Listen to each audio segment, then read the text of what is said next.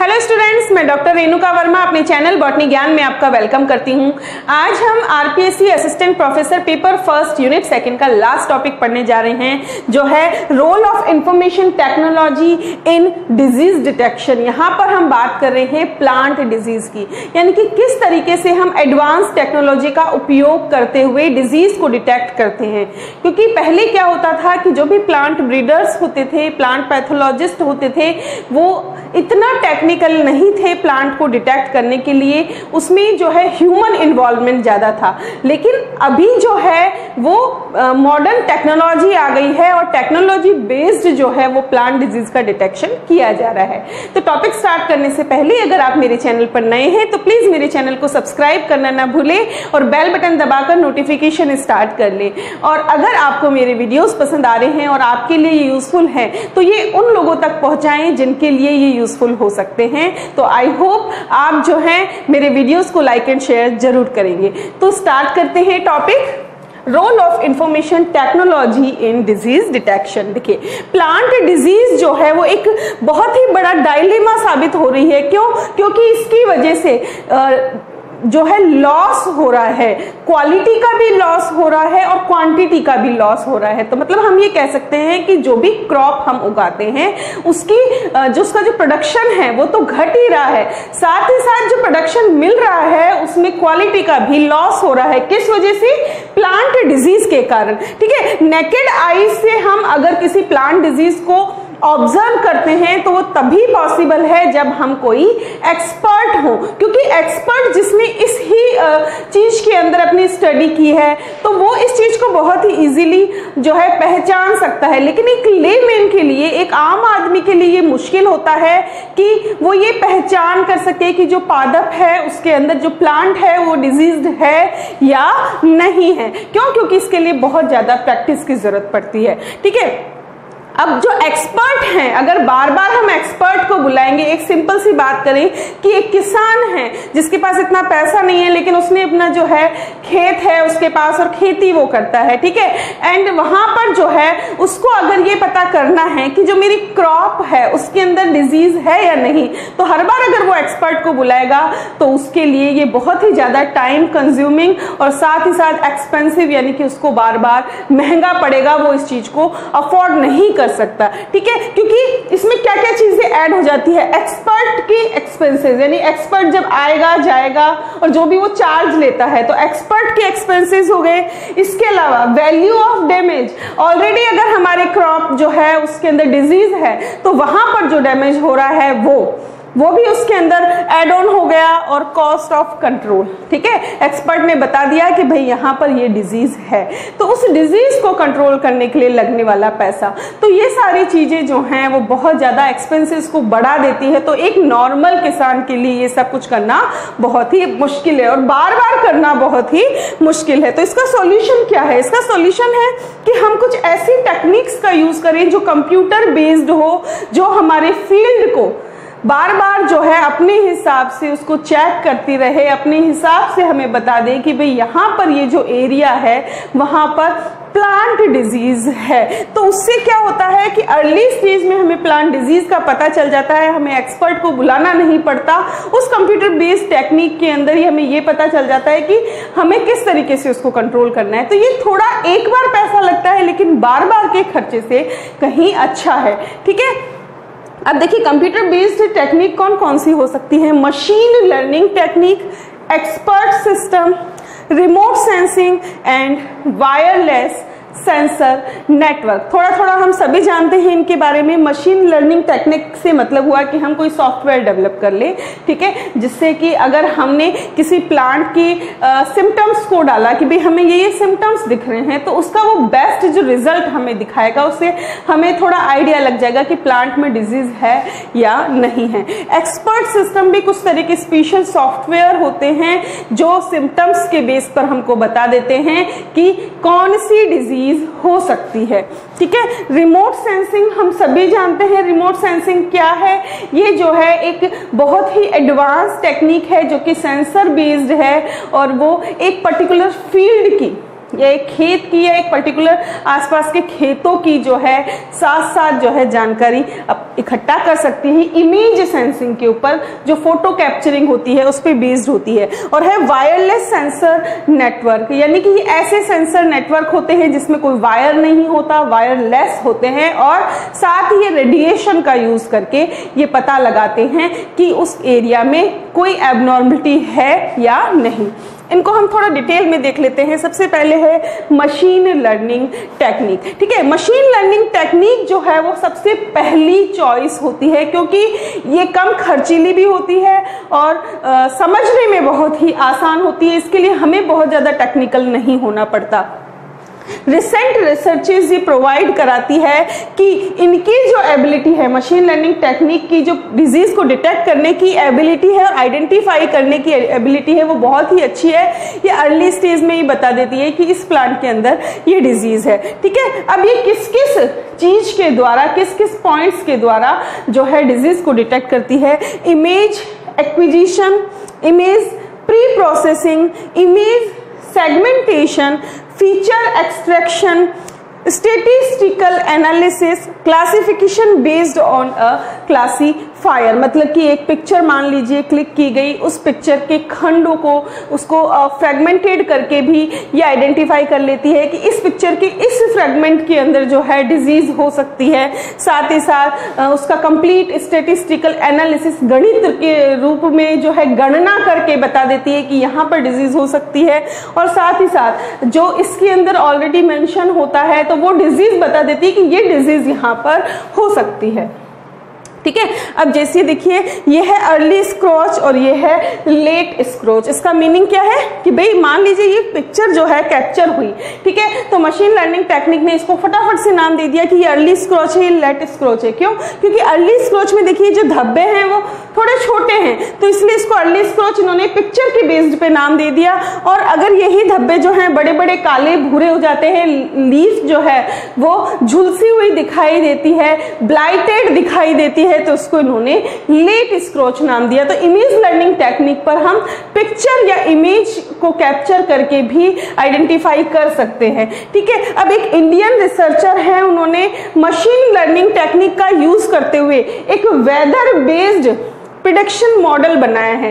Whether based prediction model का मतलब हुआ कि किस तरीके की जलवायु है, किस तरीके का मौसम है, उसके आधार पर कौन सी डिजीज हो सकती है, उसके हिसाब से इन्होंने बनाया। तो ये जो है उसकी एक इमेज है। इस इमेज में जो चीज मेंशन है वो मैं आपको बता देती हूँ। देखिए सबसे पहले है यहाँ पर, ये थोड़ा क्लियर नहीं है इमेज इसलिए मैं इसको बता देती हूँ। यहाँ पर जो है मैक्सिमम टेम्परेचर कितना है उस समय,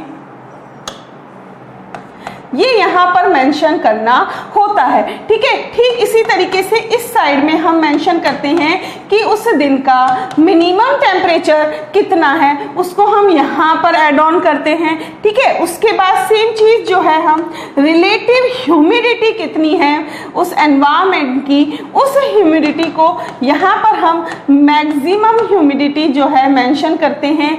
यहाँ पर हम मिनिमम रिलेटिव ह्यूमिडिटी को मेंशन करते हैं। तो दो चीज यहाँ पर जो है एनवायरमेंट बेस पर इन्होंने जो है यहाँ पर मेंशन कर दी। इसके बाद उस एरिया में कितना रेनफॉल हो रहा है वो यहाँ पर मेंशन होता है। रेनी डेज कितने होते हैं, मतलब कि कितने दिन जो है वर्षा होती है एक सप्ताह के अंदर, रेनी डेज पर वीक जो है वो इसके अंदर यहाँ पर मेंशन किया जाता है। यहाँ पर है, इसके अलावा हम क्या कर सकते हैं, कोई फाइल अगर हमने बना रखी है तो उसको हम यहाँ पर अपलोड कर सकते हैं। और जब ये सारी चीजें हम इसमें मेंशन कर देते हैं तो यहाँ पर दो ऑप्शन दिए गए हैं जो हैं रिजल्ट डिस्प्लेस के। ठीक है, एक तो है क्रॉस लोकेशन कि एक और किसी लोकेशन के बेस पर जो है प्रिडिक्शन हमें चाहिए, और जो दूसरा पॉइंट है वो है क्रॉस ईयर प्रिडिक्शन, यानी कि पिछले साल की तुलना में कंपैरिजन में अभी क्या चेंजेस है। इन इन दोनों आधार पर, इन दोनों के बेस पर हम इसका रिजल्ट का प्रेडिक्शन ले सकते हैं कि उस एरिया में क्या कोई डिजीज हो सकती है या नहीं हो सकती।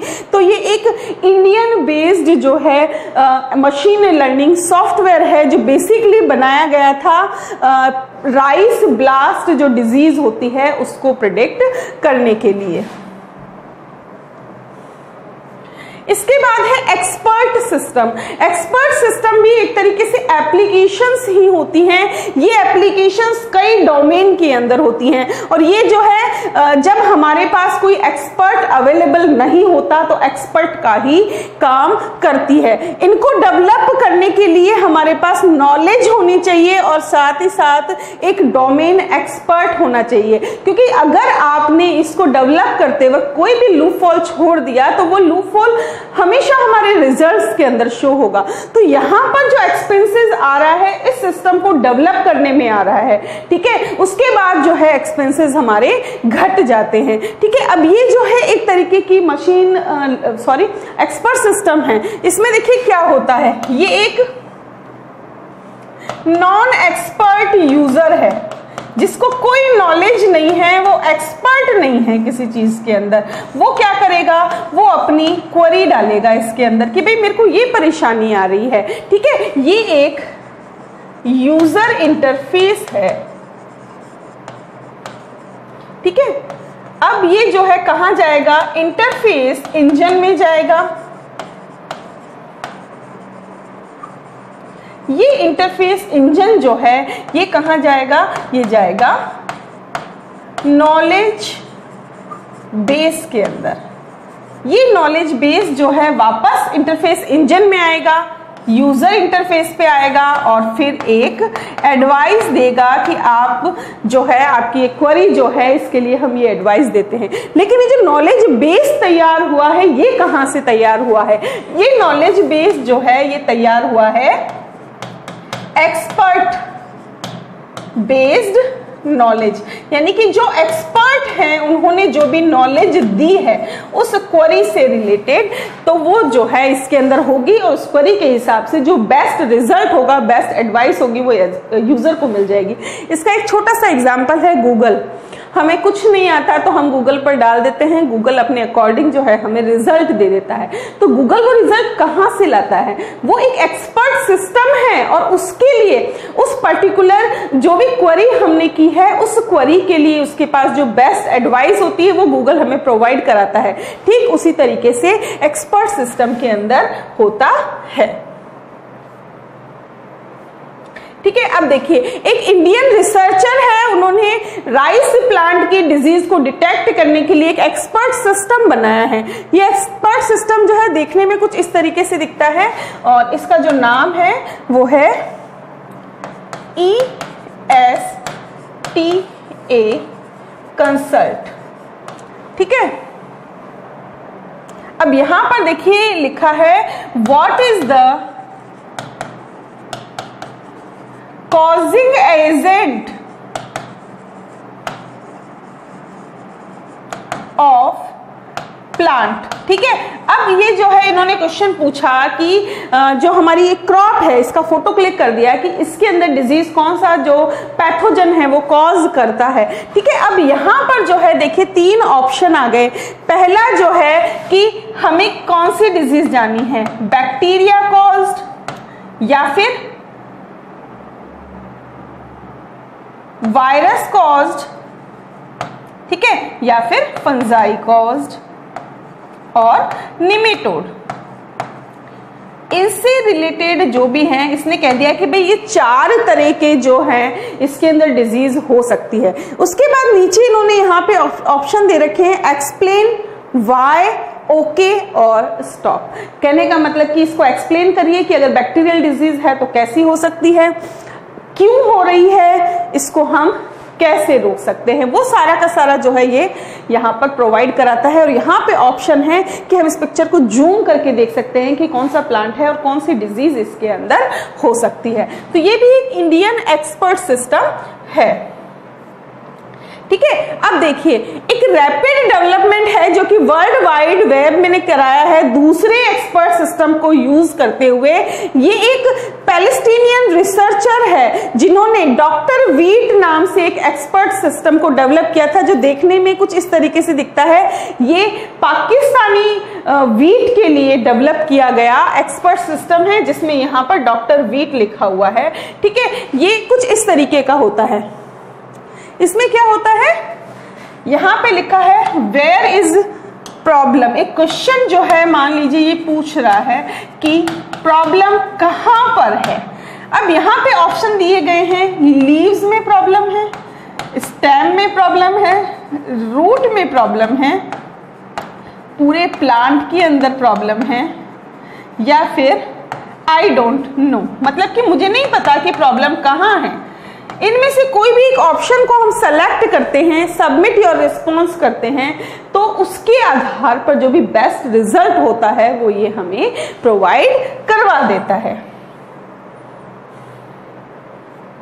ठीक है। अब देखिए, ऐसे ही एक PQ-PIC बग्स नाम से एक्सपर्ट सिस्टम बनवाया गया है, जो कि जो बग्स होते हैं उनको आइडेंटिफाई करता है। ये देखने में कुछ ऐसा होता है, बग की पिक्चर हम यहाँ पर लगा देते हैं, पिक्चर के आधार पर यहाँ पर जो है क्वेश्चन हम पूछ सकते हैं, उसका रिजल्ट जो है हमें मिल जाता है।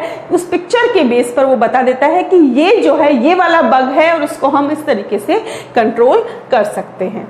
ठीक है। नेक्स्ट जो है वो है रिमोट सेंसिंग। रिमोट सेंसिंग जो है हम लोगों के लिए नया नहीं है, क्योंकि रिमोट सेंसिंग हम बहुत पहले से पढ़ते हुए आ रहे हैं। रिमोट सेंसिंग जो है वो एक हाइपर स्पेक्ट्रल सेंसर ऑनबोर्ड है, जो कि सैटेलाइट के ऊपर आधारित होता है। इसमें एक ऑटोकॉप्टर होता है, जिस तरीके से ड्रोन होता है उस तरीके से एक ऑटोकॉप्टर होता है, जो एक पर्टिकुलर एरिया को कंटिन्यूस मॉनिटर करता रहता है, अपने हिसाब से उसकी इमेज कैप्चर करता रहता है, के हिसाब से हमको वो बार बार जो है बताता रहता है कि यहां पर ये प्रॉब्लम हो सकती है। ठीक है। ये कोई भी फिजियोलॉजिकल या स्ट्रक्चरल चेंज हो रहा है उस पर्टिकुलर एरिया में, तो उससे हमको बताता है। रिमोट सेंसिंग जो है वो ग्रोथ रेट भी बताती है, यानी कि कौन सी डेवलपमेंटल स्टेज है और जो क्रॉप है उसकी डेवलपमेंट रेट कितनी है, वो भी हम रिमोट सेंसिंग से पता कर सकते हैं। इसके अंदर जो है स्ट्रेस को भी हम डिटेक्ट कर सकते हैं, क्योंकि अगर कोई भी स्ट्रेस है, चाहे वो एनवायरमेंटल स्ट्रेस हो, उस वजह से अगर क्रॉप में कोई भी चेंजेस आया है तो वो भी हम यहाँ पर पता कर सकते हैं। ठीक है। साथ ही साथ अगर प्लांट डिजीज या एनिमल पेस्ट की वजह से वहां पर कोई ग्रोथ में प्रॉब्लम आ रही है या ग्रोथ के अंदर कोई चेंज आया है, तो वो भी हम रिमोट सेंसिंग से पता कर सकते हैं। ये देखिए, ये पूरी की पूरी रिमोट सेंसिंग टेक्निक है। यहाँ पर ये इस तरीके से ड्रोन या कॉप्टर होते हैं, जो इस पर्टिकुलर एरिया को क्या करते रहते हैं, मॉनिटर करते रहते हैं। ठीक है। मॉनिटर करके ये बता देते हैं कि ये जो है प्रॉब्लम हो सकती है, इस वजह से जो है प्लांट डिजीज हो सकती है। ये हमें सॉल्यूशन भी देता है। साथ ही साथ अगर कोई अबायोटिक स्ट्रेस है, अगर कोई एनवायरनमेंट की वजह से कोई फैक्टर डेवलप हो रहा है, ये सारी की सारी चीजें जो हैं यहाँ पर ये हमको बता देता है। इस तरीके से होता है। एक हेलीकॉप्टर है, इसके अंदर यहाँ कैमरा लगा हुआ होता है और इस पर्टिकुलर खेत की जैसे मॉनिटरिंग कर रहा है। कैसे करता है मॉनिटरिंग, जैसे मान लीजिए इस पर्टिकुलर एरिया को मॉनिटर करना है, तो कॉप्टर जो है यहाँ पर घूमता रहेगा और वहाँ की अपनी रेडिएशन के हिसाब से वहाँ की इमेज को कैप्चर करेगा और उससे हम आइडेंटिफाई कर सकते हैं। ये है वायरलेस सेंसर। वायरलेस सेंसर जो है पर्टिकुलर एरिया में सेंसिंग करके हमें डिजीज को बता देते हैं। जैसे मान लीजिए 3 एरिया इन्होंने डिटेक्ट किए हैं जहां पर इनको कुछ प्रॉब्लम लग रही है, तो हम उन एरिया में जाकर के देख सकते हैं कि वाकई वहां कोई प्रॉब्लम है या नहीं, या फिर किसी मशीन लर्निंग टेक्निक के अंदर हम उसके सिम्टम्स को डालकर डिजीज को डिटेक्ट कर सकते हैं। ठीक है। ये देखिए, ये वायरलेस सेंसर नेटवर्क है, यहाँ पर मोबाइल है, यहाँ पर इंटरनेट है। इंटरनेट के बेस पर जो है जहाँ जहाँ पर देखिए इंटरनेट है, उसके आधार पर जो है हम डेटाबेस को डाल करके सर्वर से आइडेंटिफाई कर सकते हैं कि वहाँ पर क्या प्रॉब्लम है। ये देखिए, ये भी सेम वही चीज है। यहाँ पर जो है सेंसर नोड लगे हुए हैं, एक फील्ड है, इस फील्ड में सेंसर नोड लगे हुए हैं। अब ये जो गेटवे है, internet, cellular network, mobile phone tower, उसके द्वारा हम अपने मोबाइल से जो है घर बैठे बैठे पता कर सकते हैं कि हमारे खेत में कोई परेशानी तो नहीं है। इसको हम वायरलेस टेक्निक कहते हैं। तो जो इंफॉर्मेशन सिस्टम है और उसकी जो रिलेटेड एप्लीकेशन है वो प्लांट डिजीज डिटेक्शन के अंदर एक नया एरा लेकर के आई है। उसमें एग्रीकल्चर जो फील्ड है वो बहुत ही टेक्निकल हो गई है, उसके अंदर अब उतनी प्रॉब्लम नहीं होती जितनी पहले होती थी, ठीक है। और ये जो है किसी भी कॉमन प्लांट डिजीज के अर्ली डिटेक्शन को में हेल्प करती है। मतलब अगर कोई डिजीज है उसके बारे में पहले से जानकारी है या कोई नई डिजीज नहीं है तो उसको हम इजीली डिटेक्ट कर सकते हैं और उसके आधार पर उसको कंट्रोल कर सकते हैं। तो ये हमारा आज का टॉपिक था जो कि इस यूनिट का लास्ट टॉपिक था। नेक्स्ट जो हमारा लेक्चर होगा उसमें इस यूनिट के जो पॉसिबल एमसीक्यूज है उसके बारे में हम बात करेंगे। तो मिलते हैं नेक्स्ट लेक्चर में, तब तक बने रहिए मेरे साथ।